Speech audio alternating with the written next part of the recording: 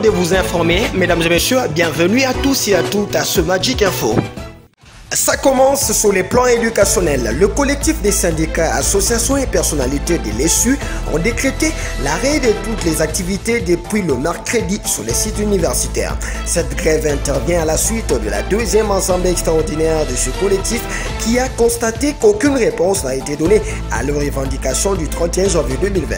Il s'agit notamment de la question relative à l'IPR où, selon ce collectif, le gouvernement avait promu de faire examiner lors de la rentrée parlementaire du mois de mars.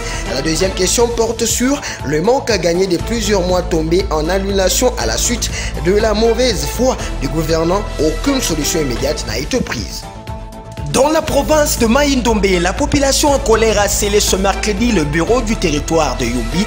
Les manifestants protestent contre la nomination d'un nouvel administrateur civil qui doit remplacer le colonel Gazita Olivier qui gérait la région depuis les violences de décembre 2018 ayant fait des centaines de morts. Cette nouvelle manifestation intervient environ une semaine après l'installation à Mangama de Pierre Chitoko comme nouvel administrateur. Il n'avait pas pu rester à la cité de Yumbi après d'autres manifestations d'une partie de la population qui estime que ce n'est pas encore le moment de revenir à une administration civile. Sur le plan sécuritaire, des violents combats ont opposé les éléments des forces armées de la République démocratique du Congo FARDC aux combattants de la rébellion de l'Alliance démocratique Force ADF la nuit de mardi à ce mercredi 11 février 2020 à Mbao, chef-lieu du secteur portant le même nom sur la route nationale numéro 4 Beni-Kisangani dans le territoire de Beni dans la province du Nord Kivu. Les assaillants sont venus de trois axes, notamment à Kelekele, à l'est du marché central de Mbao, ainsi qu'à Kupapa, près du bureau administratif du secteur de Mbao. Ils ont été vite repoussés par l'armée avec le soutien de la police, ont affirmé de sources proches.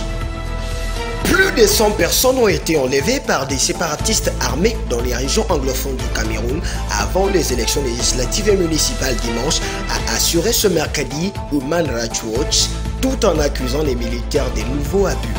Des groupes indépendantistes avaient interdit aux populations des régions du nord-ouest et sud-ouest où se concentre la minorité anglophone du Cameroun de participer et multiplier récemment les attaques. Mais dimanche, jour du scrutin, un seul incident des échanges des tirs à proximité d'un bureau de vote avait été rapporté. Au cours d'un entretien téléphonique ce mercredi, le président russe Vladimir Poutine et le président turc Recep Tayyip Erdogan ont dit souhaiter la mise en œuvre complète des accords de désescalade russo-turque en Syrie, en particulier dans la région d'Idlib où le régime de Damas mène depuis 2 mois une offensive meurtrière.